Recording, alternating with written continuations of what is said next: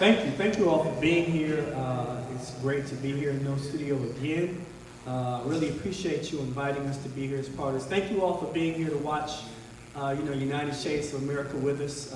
CNN's visit to Milwaukee. They were actually in Milwaukee last year in October. That's when they did all of the filming. It was really anxiously anticipating the episode to kind of see how they would tell the story. And I think they did a really, really good job. There are a lot of layers to this onion in Milwaukee. Anybody who lives in Milwaukee knows this. You could do like a 24-hour version of this for Milwaukee, right? Because there's so many different issues. But, I wanted to have Maria come up, initially, and then I'll call different people up in the audience. And then we want to have some of you all as well. If there's questions or comments about the session tonight, we want to give you guys that opportunity as well. But I really wanted to have Maria come up and kind of talk about, Maria, you've been on a lot of different stages talking about what happened to Dontres and, the organizations that you've been a part of, kind of spreading this word. I want to just kind of get your impression of what you thought about the segment, the piece where they interviewed you tonight. Well, I actually spent a lot of time with them, and I didn't actually know exactly what portion of my interviews were actually going to be on TV. But I'm grateful that I was able to share Dontres' story. For a mother dealing with this particular type of law in a segregated city, such as Milwaukee, I'm at awe most of the time at the treatment. I left Gary, Indiana thinking I was coming here to have a better life with my 3 sons, to have an officer take his life. It hardened my heart for a long time.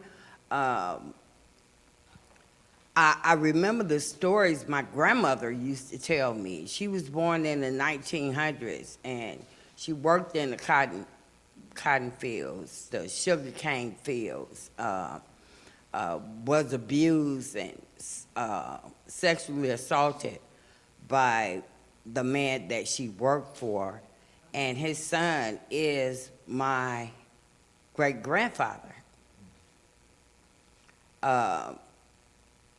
To be in this age and time, to still have this hate and racism in our community is horrific.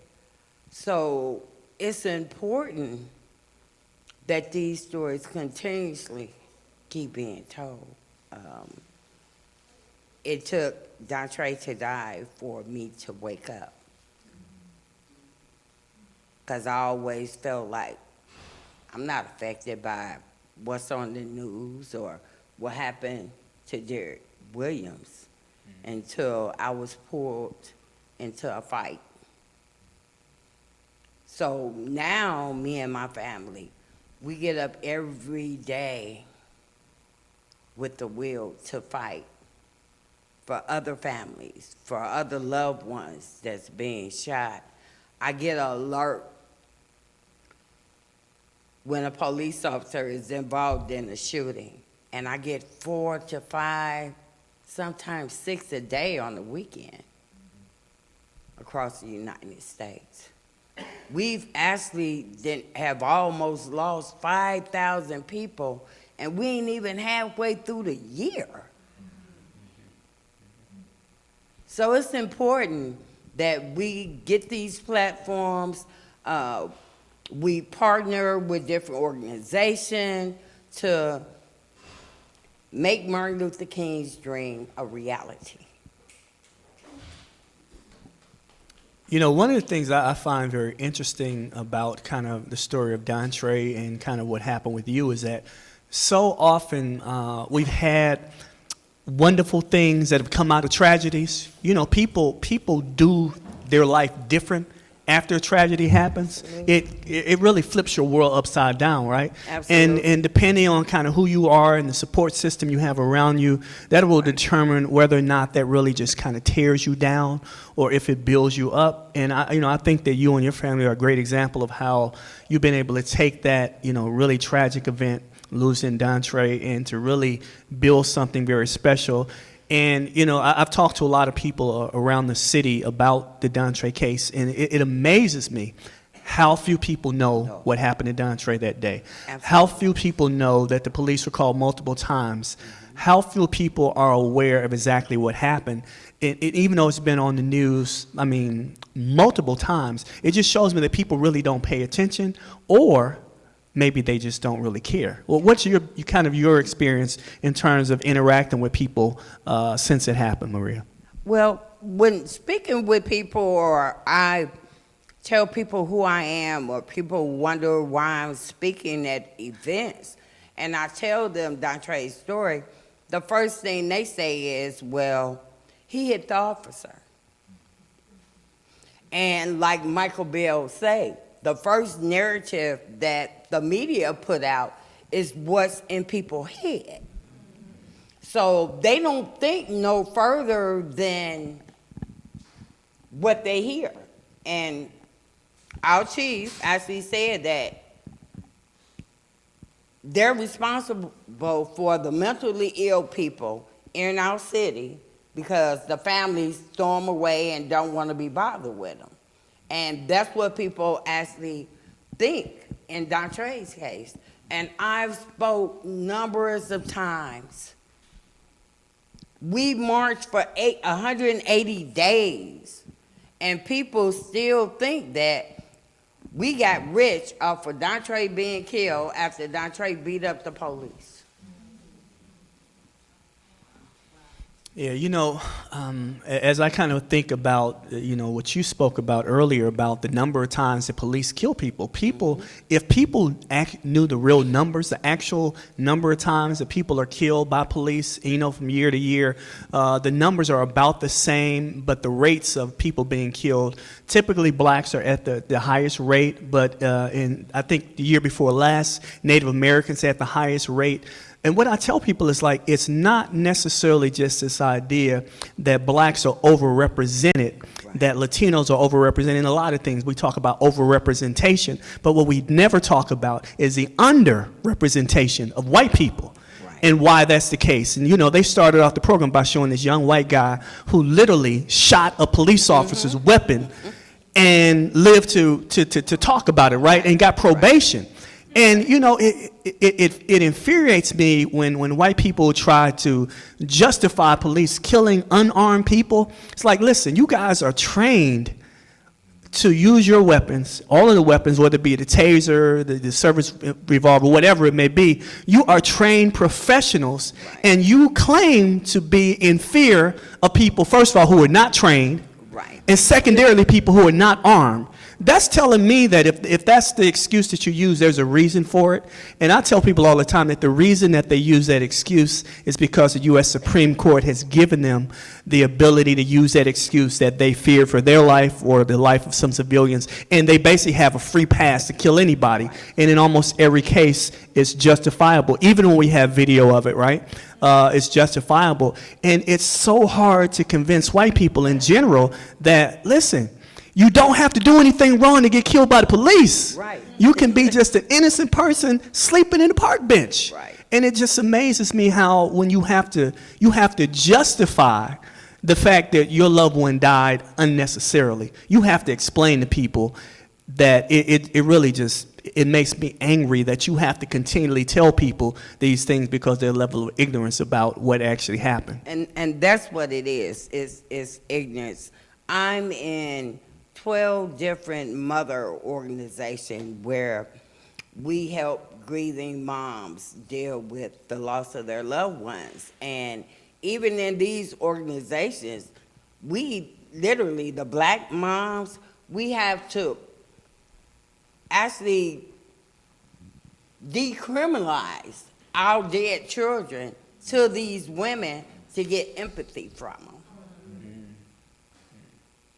And I'm at a state now where I get a phone call when these kids when they have passed, and I have just as many white mamas calling me as I do black mamas, nationally. So they don't fight. They just go home and they get in their crisis and they stay in their crisis. They don't, well, quite naturally, they're going to get paid. Like the black officer that just got 12 years in Minnesota yesterday for killing the white young lady. Them people got paid like 3 weeks after she got killed. They got $7 million. The biggest in this area for police-involved shooting. And they just go on with their life. I have 24 mothers out of 120 who are divorced or had their kids taken from them or lost their homes. And there's no therapy that can be given to us in the United States. And there's no financial support neither. You know, I think one of the really saddest elements of when you lose a child to police violence is, first of all, that, like you mentioned, there's no empathy. You have to figure out a way of decriminalizing your child, right? And even if you're able to do that successfully, there's still always this kind of thread of not believing it, that, you know, they must have done something, right? You know, if they would have just followed the officer's instructions, you know, we hear the same things over and over again. And what, to me, is the biggest piece of it that people don't talk about is what you just mentioned, what happens afterwards. All of the things that you have to deal with. And fortunately for you, you have a strong family and that support network. But for those people who don't have that support network, what do they do? Well, that's why I formed Mothers for Justice, because for 4 months, I had no kind of services or programs that I could get involved in, for one thing, because I didn't have any kids under the age of 18. And I worked, so I had an income. So there was no state therapist or psychiatrist that would see me. And when I went to the hospital, the first thing they asked me was, "Are you suicidal?" I said, "Well, I'm the walking dead because I died when Dontres died. And y'all killing me every day because now I'm being victimized as doing something because I want the truth." So I was victimized for 2 years before I built a voice. I built a voice out of my fear, my pain, my hurt. And I still have that voice, and I'm going to continue to have it because they have not stopped killing us, and we're inhuman to them. You know, the last point you made about they haven't stopped killing us. So one of the things that I do pretty regularly is there's a couple different websites to keep track of, you know, police killings. You know, Washington Post has a database. The Guardian UK has a database. There's another website that tracks police violence, policeviolence.org. And so they have all of the data, all the statistics about this. And one of the things that I find really, really interesting is that, you know, up until I would say 2016, the year of the last presidential election, a lot of these things kind of went viral, right? Absolutely. They were constant. I mean, it seemed like it was happening every other week or so, right? And it was constantly a lot of media attention paid to it.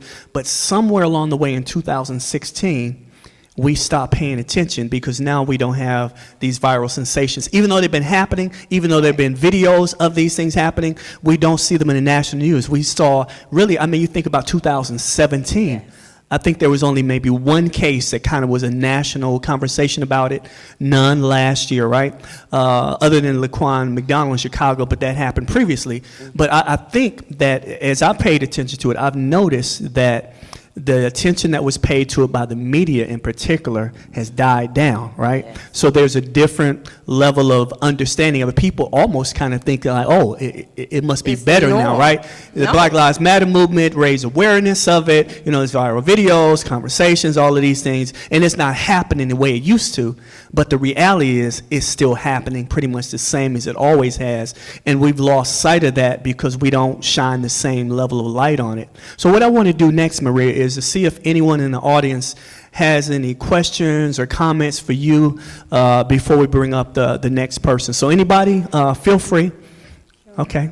Introduce yourself. Let everybody know who you are, Doc. He's going to give you a mic, Doc. First, just want to say thank you for sharing your story. Thank you. Born Ramel Smith, my name, I go by Kwaku at your feet now. I was just wondering, in the light of the new movie by Ava DuVernay, When They See Us, in the Central Park 5, and now hearing the story about the parents feeling so excited about how their children were exonerated, is there anything that we can do to help you to be able to explain Dontres' story, to be able to get that type of feeling so you're not re-victimized, but also venerated in that form and fashion? Vote. Get other people to vote. We need people actually leading this city that are people that are working for everybody in Milwaukee. If we actually told people back in April, you got 5 seats in your car. Make sure all of them are filled when you go to vote. Volunteer to take people to vote. Because everybody always talking about, well, my one vote ain't gonna matter. You know how many of you it is? And if you're not going to vote and get people in and challenge the people that actually are in those seats, you're the problem. We need bodies out here. We need people to actually do something. Everybody woke now. You know what I'm saying? Everybody is talking about, okay, this is the movement, this is the movement. Movement means move. Do something. Help somebody. Teach somebody something. We need to educate our people. Our people don't have hope. Yeah, you know, I agree with that, Maria. You know, we talk a lot about people being woke, right? You know, you get up in the morning, you're awake, you know, you drink your coffee, now you woke. But what do you do the rest of the day? Right. You know, that's the thing that we don't talk about. Like, okay, being woke is great, but what are you doing with being woke? And I find that, and I say this a lot to people about, you know, elections and the importance of voting. I say, listen, I get irritated by people that leave the voting booth and have that little I voted sticker on, and they walk around showing everybody they know that they voted right, like that was something special. Listen, what makes it special is when you vote, but then you hold those people you voted for accountable. That's when it becomes special, because anybody, I mean, well, not anybody, I mean, we have a lot of people that can't vote, but anybody can walk around and say, I voted, but what are you doing to hold those people accountable? Absolutely. That is the key, and that's what I think, you know, I talk to a lot of kind of people that have been in Milwaukee for a long period of time, you know, some of the people I call the old heads in Milwaukee, right? Been around since the 40s, 50s, a long time, and what I hear consistently is that, you know, it doesn't matter who we have in office in terms of whether they're black, white, or whatever, if they're all doing the same thing. Absolutely. Because what we've seen consistently is that people just don't feel that our political system has really worked to make the lives of black and brown people, in particular in Milwaukee, a better place to live. So I think that that's really important. Yo, it's peace, everybody. I'm Ed Wingard. So it's interesting that you said that, like, yeah, we can vote, like, yeah, go vote, but accountability is most definitely necessary. So I've actually been in a couple spaces where there has been campaigns and launches and things happening for the community, but then you look up 2-3 months later and the same shit, my fault, the same things, and you know what I'm saying? Like, you don't see no difference, you don't see no changes. It's like, we did this launch, it happened, good job, we took some pictures, everybody know we doing something. So what does that, and it's actually a question that I asked one of my mentors, like, what does accountability looks like, and how do you hold people accountable for making these decisions and then not following through? Well, you know, I think it's a couple different pieces. That's a great question, because it's very easy to kind of see what elected officials are doing during the campaign, because they, you know, anytime there's a camera on, they run in and get in front of it, right?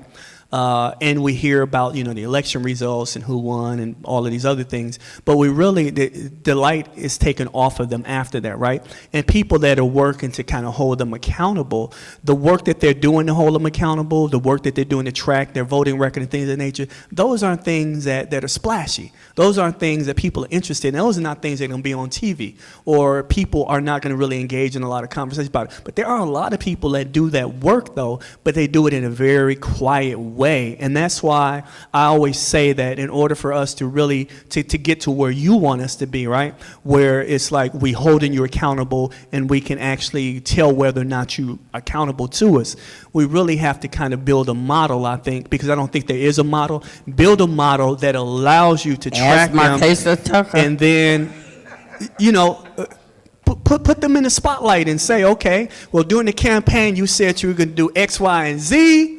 I've been tracking you for the last year, but it looks to me like you're doing A, B, C instead.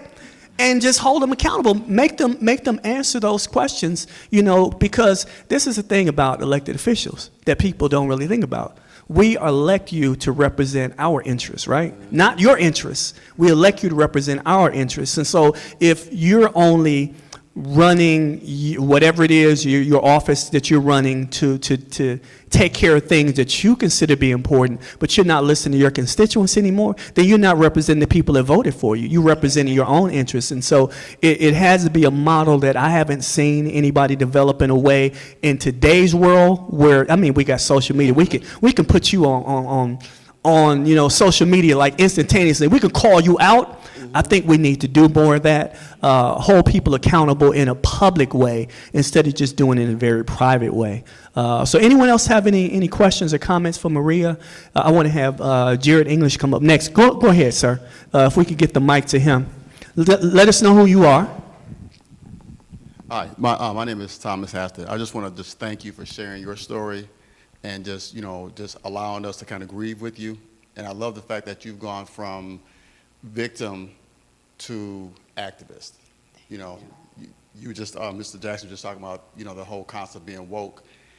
I like the word activism better than woke. Woke just means you're conscious about something. Activist means that you're doing something about it. Yeah, absolutely. And so I just love the fact that you've gone from being woke, being a victim, to being an activist. You're doing something about it. As I was sitting there, I was just thinking about a quote I heard the other day. Frederick Douglass said, he said that justice is never served on a silver platter, meaning that you have to do something to get that. You know, this country, the history of this country, anything that was done in the name of justice was not done by, you know, somebody having a good conscience and saying this, we should do this. And so, you know, when I think about, you know, what we just watched and how, you know, some of the facts and some of the data that was just shared, I wasn't cognizant of. You know, thinking about, you know, police, you know, how police are, you know, how they survey our neighborhoods and how we're accosted daily. You know, I remember thinking when I was a kid, I was like, this feels like war. You know, every black male has a story about being stopped by the police. We all have a story. And, you know, I didn't realize when it happened to me, I thought I was just the only one. But when I started talking to other brothers, like, we all have, a lot of us have multiple stories about being stopped. And that wasn't right. That wasn't right. And I remember just thinking, like, you know, it feels like war. You know, and I started thinking about that psychology of it. It's like, you know, there's the old saying, there's all is fear and love in war. And, you know, in war, you know, it's us against them. And there's a mentality that goes with that. And so it's like, you know, when you get pulled over, you get stopped, you feel it. It's like, you don't see me as a citizen, you don't see me as, you see me, I'm the enemy. And, you know, so I just wanted to just, you know, just stand up and just, you know, applaud you for what you're doing. I wish a lot more people would make that transition from being woke to being an activist. And, you know, God forbid that, you know, people have to pay the price that you paid, you know, to move there. And that, you know, maybe your words move people to, you know, stop just being woke and get up out of bed and actually do something. Right. Thank you. Yep. That's great. Thank you. I mean, that's a great point. Indeed. I mean, you know, can I steal that from you, brother? Because I think that's brilliant.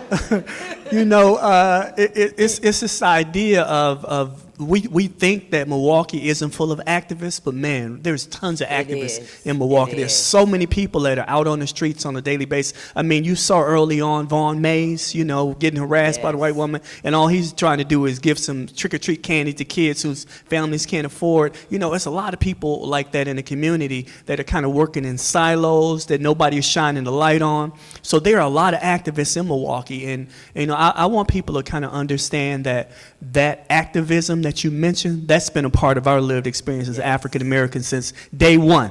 Day one. Yes. This August will mark the 400th anniversary of the first black person who arrived on a slave ship to America, right? Yeah. August of this year. 400 years of mistreatment, devaluation, but also 400 years of resistance. It's been consistent, it's been constant, and it's been very powerful. Think about where we are as black people. There were people in the late 1800s, these are so-called scientists, right? They were projecting that by the early 1900s, that black people would cease to exist in America, that we would die off. And here we are, 43 million strong, right, in 2019. So the reason that we're still here is because of that level of activism that's always been there. We don't always know who the people are. You know, many of those people were people who were family members of ours, and resistance in small ways. That was one of the keys to our resistance during slavery. You didn't have to run away to resist. You could break a tool. You know, you could pretend to hurt yourself. There were so many different ways. We've always been very creative in our activism, and I think today one of the things that I fear is that people are now reluctant to get out there and show their activism in the real world. They don't want people to know because they're afraid of losing this, that, or the other. But listen, I tell people that the work that I do and the work that I've been doing, talking about this history and sharing this history, to me, it's very personal. When I talk about slavery, I'm not talking about slavery in general. I'm talking about my family that was enslaved by a white man by the name of Dempsey Dilts in Tallahatchie County, Mississippi. I went to the land. I have some of the soil from the land. I know who they were. I know his entire family history. So to me, it's very personal. And I think that when you take this on, as Maria has, as a very personal thing, it's very easy to become an activist then if you make it personal. And that's what we have to do more of. So I want to thank Maria, and I'm going to invite Jared English to come up next. Maria, thank you so much. Always great to see you. Thank y'all for having me.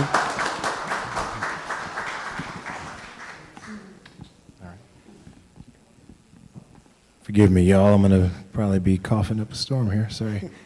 My water. All right, so this is my buddy, Jared English, you saw in the feature as well. Tell us a little bit about, who you are, Jared, and the work that you've done, and then if you could kind of elaborate on some of the points that you talked about in the segment, because, we spend like 45 minutes, an hour talking to them, and they show us for like 35, 40 seconds, right? So there's a lot of stuff that's left out, obviously. They have to do it that way. But I really want you to really kind of inform people about the work that you've been doing with the ACLU, in particular, the disparities and the large numbers of blacks, that have been really having very difficult interactions with the Milwaukee Police Department over a long period of time. If you could talk about that, Jared. So I guess the first thing, in the sense of my personal story, I'm born and raised here in Milwaukee. I've been here my entire life. That's an intentional thing. I choose to be here. When it comes to the work that I do, I work for the ACLU of Wisconsin, which is an affiliate of the ACLU National that, surprisingly, a lot of people actually don't know, particularly black folk, but they've been there for about 100 years now. And tell everybody what the ACLU is. So the ACLU, exactly. There we go. So it stands for the American Civil Liberties Union. It basically is a civil rights, civil liberties organization. It started out in that, but more in what people would say is a litigatory sense, in the sense, that's not even a word probably, but in the sense of they sued lots of people. And when I say people, I mean the government. And so as the organization itself has evolved and developed and changed, the vast majority of the work that we do now is always focused on where the biggest disparities are, but unfortunately, the truth of the matter is that in this country, the biggest disparities are almost always with people of color, particularly black folks, particularly Latinx folks. Believe it or not, Native Americans are by far the worst off of every demographic, and you don't hear a lot about that. But a lot of our work is focused on using litigation, using organizing and different strategies in that way, and legislation to hopefully make people's lives better, at least open up a pathway for other folks that can keep pushing. So tell us a little bit about the work that you've done in relationship to the Milwaukee Police Department that was mentioned in the segment, the lawsuit, kind of, how it came about, where you guys got the data, and kind of where it stands now. So the data part is easy. We got the data from the Milwaukee Police Department. Their own data showed that they were unconstitutionally stopping and frisking literally hundreds of thousands of people. Where the suit itself came from is a few things, but the ACLU was always, looking at disparities and looking at data from different sources. And so what it started as is the ACLU Wisconsin's former executive director, Chris Amity, who some people in this room certainly know, and two lawyers from the national ACLU in New York City, Jason Williamson and Nusrat Chowdhury, who ended up being the lead attorneys on the Milwaukee stop and frisk case. They originally were looking at disparities in marijuana arrests.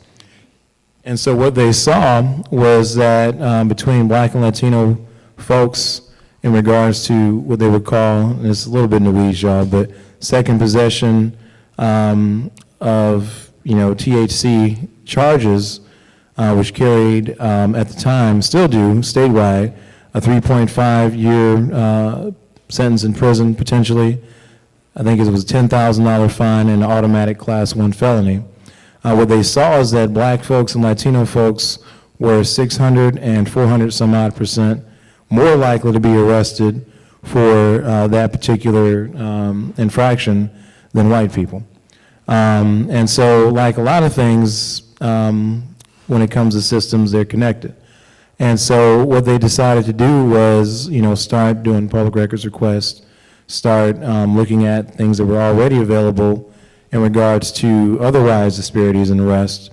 And what they found, and what we found over the course of many years, and a lot of people, they think of 2017, we filed the actual lawsuit, February of 2017, it was settled with it's not exactly a consent decree as you would hear in other cities, but it more or less does the same thing as a settlement agreement that sets certain criteria. But that was settled on July 23rd of last year, 2018. But the actual genesis of the whole thing was about 10 years. And so way before I got to the ACLU, they had started looking at this. And we even did a survey and talking about police attitudes and how people feel about it. And then, of course, comparing that with the empirical data that we got from all the different sources. And what we saw with lots of expert kind of analysis and everything else was that even when you control for economics, even when you control for crime, even when you control for neighborhoods, like, the East Side or, Bayview or something like that, they're highly, mostly white neighborhoods, or at least they used to be. What we find is that the disparities are still incredibly large when it comes to black and Latino people. But specifically with black folks, they were many, many times more likely to be arrested and unconstitutionally stopped and frisked, no matter where you were. Did we have anybody from the audience that has any questions or comments for Jared? Tell them where they can find out more information about the lawsuit and the data that you talked about, Jared. So the lawsuit itself, you can pretty easily find it. You can go to the ACLU website, so it's aclu-wi.org, and you're just going to look. The case itself is called Collins versus Milwaukee. I don't know if there he is right there. So we actually have a plaintiff who's here right now. That's Stephen Jensen right there. And for all those who watched the series there, he was one of the plaintiffs in the case.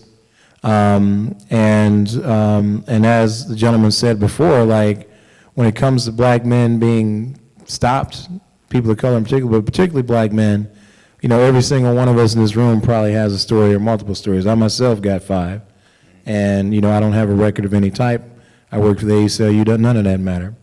And it's one of those things that, you know, as an organization, we looked at to, you know, because there's a few things. So when it comes to the way people think about these types of things, they say, okay, there's a lawsuit. Okay, there's, you know, this politician's doing whatever. Okay, there's this activist doing that. And then folks, at least in this city, think that that's the end all and be all, and that's the end, when really that's the very beginning. And so when you open the door for change to be possible, you know, it's up to the community and it's up to us and it's up to, you know, folks who care about these things to keep pushing people to make it better, because it's not going to do that by itself. And so, you know, it's incredibly important for people to tell their story. It's incredibly important for folks to not just hold politicians accountable, but move them out of the way if necessary, because in a city that's 40% black, 65% people of color, you know, there's way too much bad stuff happening to us, and no recourse.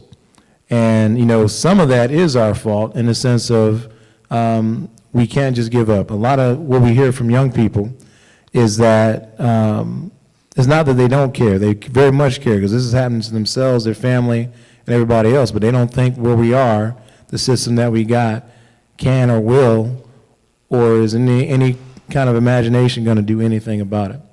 And so, as Maria said, it's up to us to do that. Yeah, thank you so much, Jared. Appreciate you, man. You wanna come up and do the last little? We know it's getting kind of late for everybody. We want y'all to get out of here in a timely manner. Just wanted to have this last, you know, brief conversation. Just kind of tell everybody who you are, and then we'll just kind of, I'll ask you, you know, kind of your impressions. We talked a little bit before the screening started, so let everybody know who you are, and then we'll kind of go from there. All right. So I am Thea Robinson. I wear a number of different hats. Probably what has kind of spawned my involvement within the city of Milwaukee has been being a part of the Milwaukee Urban League Young Professionals. So we are a part of a national movement, all working to try and help people of color, well, all people really, to obtain that social and economic equality. So we were talking before the screening, just kind of talking about, you know, we were interested to kind of see how everything would play out, see how the audience would react to it and things of that nature. So what are your kind of impressions of the segment overall, and any conversation you had with anyone after the screening? Overall, I think that the segment was very important. I think it's important to bring a lot of those things to light. A lot of people don't realize a lot of what we go through here in the city of Milwaukee. One of the things that I'm always involved with, whether it's with the Urban League or with various corporations, is how do we recruit and retain young African-American talent to the city of Milwaukee? Well, you got to give them something to come to. There are very many spaces where I often find myself being one of, if not the only, person of color or black person in particular that is in that space. And it's very hard for you to try to say, hey, come here, we're great, we don't have anybody else who looks like you, but we're great. That doesn't work out quite so well. Yeah, you know, that reminds me of a young man I met a few months ago who works for Rockwell Automation, you know, a big company here in Milwaukee. And, you know, he grew up in Detroit, kind of grew up in one of the suburbs of Detroit where kind of, you know, a higher socioeconomic black people live. Black folks with a little bit of money live in this suburban community. And then, you know, he spent some time in Chicago, you know, hanging out in Hyde Park, you know, in Chicago. And when he came to Milwaukee, one of the first questions he was asking people, like, you know, where's y'all Hyde Park neighborhood in Milwaukee, you know, where black people can go and there's nightclubs and, you know, places to hang out for black people and, you know, that kind of, that residential area where black folks with money kind of live. And everybody's like, dude, we don't really have nothing like that in Milwaukee. We really don't. So, you know, I think that goes to the point you were talking about retaining people, recruiting and retaining. That's like hard to do. Can you kind of talk about your reflections on how would you recruit somebody to come to Milwaukee who didn't know Milwaukee? What would you use? Well, it's important to give people a sense of community. You have to have something that you can identify with, something that you can be a part of. Everyone loves going someplace where they can say, hey, we have things in common, or hey, I mean, there's nothing, of course we love diversity and that's very important, but you also like to have those safe spaces. And so that's something that I always emphasize with companies is that if that's something that you want to accomplish, then you have to build a community for those individuals within your corporation, as well as to find those different entities within the community that you can connect them to so that they can have that. Because if the only thing that you had to attract them was a salary, somebody else is going to offer them a bigger and better one somewhere else, and they won't stay. So here we are in Milwaukee, right, dealing with all of these issues that we've been dealing with for decade after decade after decade, and it seems to be very little positive change that's happening in terms of our community. And, you know, I'm glad that CNN came to Milwaukee and kind of shined a light on some of these things that we've been shouting about these things as a black community for decades in Milwaukee, shouting from the tallest building in the city, trying to get people's attention. And maybe now with this segment, you know, having a national audience, maybe now that'll put more pressure on policymakers in Milwaukee. I tell people we put way too much emphasis on elected officials. We give them this idea. We think that they have way more power to transform and change our community than they really do. We really need to get into other spaces, other policymakers, other leaders in the business community. You know, in most cities that have a large black population, there's a very, very strong element of the religious community, you know, leaders from the religious community.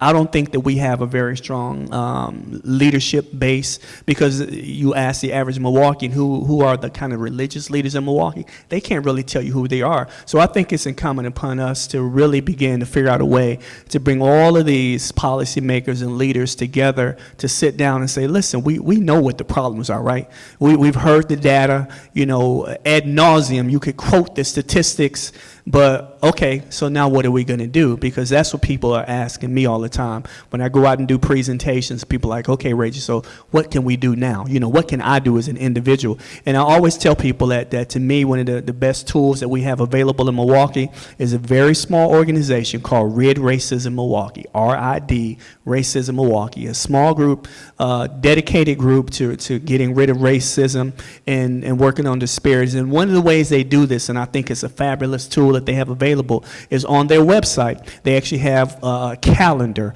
of social justice and environmental justice events that are happening. And I'm telling you, if you go to that calendar on Red Racism website, you'll be shocked how many things are happening on nearly a daily basis related to these issues, how many different organizations and individuals are doing this work. You know, just like we talked about people being woke and people being activists, that's where you'll see those activists at. And there's so many groups, so many organizations kind of fighting over the resources to do that work. But there's a phenomenal level of activism within the city of Milwaukee. But like I said, it's hidden from most of us. But if you go to that calendar and you're interested in, you know, one particular, you know, social justice avenue that you want to run down that street and do that work on, go to that calendar and see if there's events related to that. Get to know those people in that organization, network with them, because that is the key. I've told people that one of the more valuable things that I've done personally over the last 4 to 5 years is really getting into a lot of spaces that I'd never been in before, getting to know a lot of people around the city of Milwaukee. I mean, I've been traveling around the state of Wisconsin, and a company I have called Nursing Diversity Partners, we've been traveling around the state of Wisconsin doing something that people told us we were crazy. So my business colleague and I, Dr. Fran Kaplan, said, we want to get out of the city of Milwaukee. We want to reach the white Wisconsin. We want to go to the suburbs and the exurbs and the rural communities and talk to white people about racism. And people told us, well, you're crazy. Like, y'all must be out of y'all minds, right? Y'all gonna get run out of town. Y'all gonna need a bodyguard. We heard all kinds of crazy stuff. People telling us that don't do it. But believe me, we've been going out and we've been doing it. We've been to La Crosse, we've been to Wausau, Burlington, Kenosha, Racine, Heartland, Hales Corners, Port Washington, Mequon, Cedarburg. We've been all over the state. And what we found, and this is what keeps me kind of doing this work, we found that there are a lot of people that really want to have these conversations. White people that want to learn the true American history, not the version you get in history class, because they are finally at a place where they're beginning to listen to black people in a way that they never had before. All of those doubts that they had, well, when you see Eric Garner getting choked out, some of those doubts kind of leave your system, right? When you see Laquan McDonald walking away from the police officers in Chicago and getting shot 17 times, and then the police claiming that he was doing the exact opposite, and then they covered it up for a year, then some of those doubts begin to creep into your mind as a white person, and white people around the state are really beginning to say, Reggie, Fran, can y'all come and help us figure out how to have conversations about this and work on it and develop kind of equity, institutions within our communities? Because I have to tell you this, as mad and as frustrated as people of color are with these issues,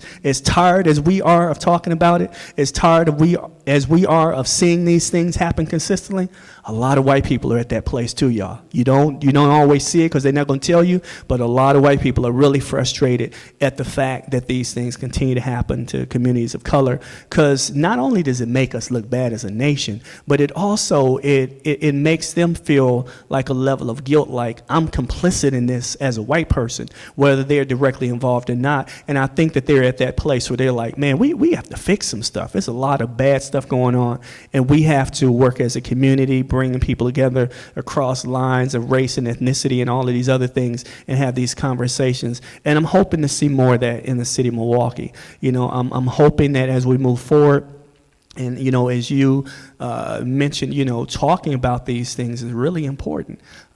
Being in spaces where people are having those conversations, and then helping people to get access to the resources. Absolutely. One thing that you all were talking about earlier was we have to vote, we have to hold those folks accountable. It's important that we also step into those arenas. I've had people asking me for a number of years, like, are you ever gonna run for public office? And I would always say, I don't know about all that, because the way that people act sometime in those spaces, I don't know if I'm ready. Mm-hmm. And so I finally bit the bullet. I finally did that, and I ran for school board out in Brown Deer. Okay. And I've been in office now for 2 months, and just what I've experienced in 2 months, I'm like, I don't think people understand the significance of being in those spaces, the impact that you can have in those spaces. So it's not just enough to sit back and say, hey, we got to hold these people accountable. You need to become those people. And that's going to make a very big difference if you really want to have a big impact in the community. Well, that's great. We have a question there. Question, comment, we're fine with either. Tell us who you are. My name is Sumaya, and I'm from Somalia, lived in Milwaukee. I'll be making 3 years in August, and I really love being in part of Milwaukee community. As a refugee person, I appreciate, but what I'm seeing is we're talking all these police and stuff. We need to talk more about healthy food and food desert for real. Every neighborhood that you just walk in the north side, there is a fast food. We don't need that. our health is very important, like in order for us like to focus like all these kind of things, like we need our health. Like you gotta start like teaching home, like what you gonna eat, like your roots that come from Africa, like you need to try like healthy food more than like eating fast food, please. That is just my main comment is like just eating healthy food. Yeah, thank you for that. I think that's incredibly important part. Dr. Smith has talked about that, a lot. We talk about Milwaukee and the issues, this program was kind of focused on, had we not had the civil unrest in 2016, this segment wouldn't have happened, right? So that was part of the reason that they came. So that's one of the more prominent issues, but the issue of food insecurity, like you mentioned, these food deserts, communities where, young people are not eating healthy food, their parents aren't eating healthy food. Healthy food is way more expensive than unhealthy food, right? People's ability to pay their bills, you go to the grocery store and it's like, well, I know the light bill is X number of dollars this month, maybe I can't get that healthy food for my child. I have to get something that's less healthy. I'll take them to McDonald's and stuff. So those are like really tough choices that people have to make on a daily basis. But I think as a city, we need to provide those spaces where those healthy foods are available much more. And one of the first places to start, in the schools. Get these young people accustomed to eating healthy stuff in the schools, and then when they go home, they're going to be like, Mama, can we have some asparagus tonight instead of, eating, JJ's fish or something, So you have to expose people to things that are healthy for them to get accustomed to it. And we've gotten away from eating, healthy food in our community. We always kind of talk about black folks not eating very healthy food, but when you look back, we have always been a community that ate pretty healthy food in terms of eating a lot of fruits, a lot of vegetables. I grew up in Mississippi. We had apple tree in the backyard. We had blackberries, blueberries. We ate stuff right off the vine and stuff. And so that was part of our lived experience. And in terms of some of the unhealthy stuff we ate, that was because, well, you eat unhealthy stuff because that's all you can afford sometimes. But I think that's an important point. There is a group that's been working on that. I've been working on a project with Professor Reggie Jackson from UWM, a group that he's working with, and that's one of the issues that they've addressed. Now, we know it's like really late now. Some of y'all got to get up early in the morning tomorrow. Fortunately, I do not have to, but I know my wife does. We want to thank you all for staying with us tonight. Thank you all for being here with us to watch the CNN segment. Please, share your experience, your thoughts on the segment on social media if you can, your experience of being here for the talk back. And really do this. I tell people this all the time. Get to know more people that are doing this type of work. If you want to be involved in the activist community in Milwaukee, you have to do, like she said, just becoming an elected official is one thing, but become an activist elected official. So don't just go to office and be comfortable.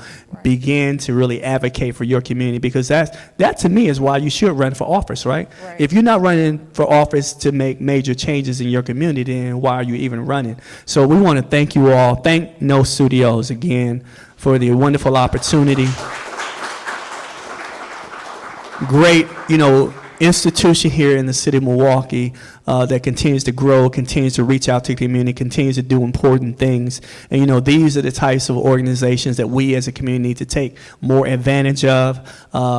Give them support by, bring some of the things that you're doing in the community, bring it to their attention so they can have events, here at No Studio. Because I think it's about this principle I talk about called the eyeball test, right? You got to put more eyeballs on stuff. If you want stuff to happen, put more eyeballs on it and you'll get more stuff done. So thank you all. Have a great evening and appreciate y'all time. Thank you. Okay, so you want to open a bar. No, it's not a bar. It's a social space. Okay, well, it's a club. Well, it's a club, but it's really about artists and about engaging in the community. We want a screening room. But we also would love a bar and a coffee area where people could hang out. It would be great if we had tenants involved, but it would also be great if we had an upper space where people could work and flow together. We want to incubate, we want to encourage and socialize. A place where you can just relax between meetings or obligations. A place where you can have an idea and say, hey, it'd be great if we could do this or we could do that. That's what this space is all about.